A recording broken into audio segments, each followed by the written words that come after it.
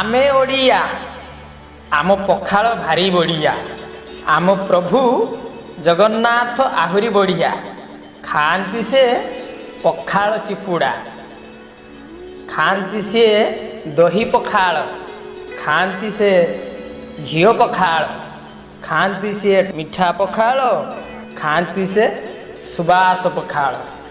महाप्रभु पांच प्रकार पखाल खाई तांको पाखरे पांच प्रकार पखाल लगी था।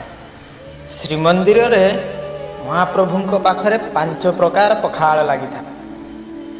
सुबास पखाल प्रथमे कुड़ुआरे अन्न रंधा हो सारिबा परे सेथिरे पानी मिसा जाए। एथिरे स्वाद अनुसार लुण मिसाई कटा अदा भजा जीरा पकाई प्रसाद भावे महाप्रभु को परसा जाए। यह एक सुगंधित अन्न होइथिबारु यहाकू सुबास पखाल बोली कहा जाए।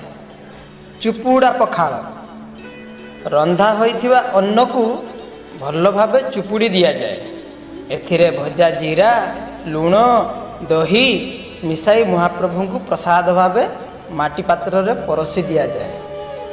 यहाकू चुपुड़ा पखाल कहा जाए। दही पखाल सुखिला अन्न रे केवल दही पकाई गलाई दिया जाए। एथिरे दहीर मात्रा अधिक थाए।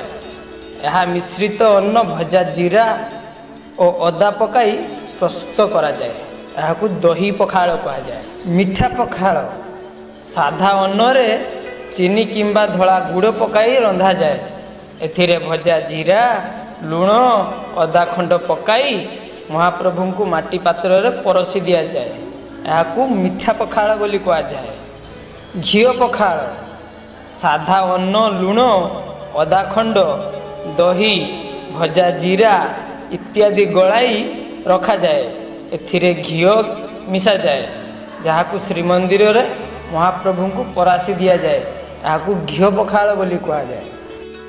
यही पखाल विशेषकर संध्या धूप और बड़ सिंगार बा रात्रर पहुड़ पूर्वर महाप्रभु पाखरे पखाल और कदली भजा भोग लगी था।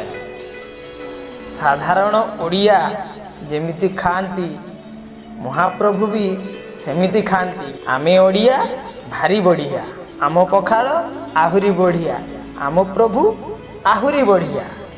जय जगन्नाथ।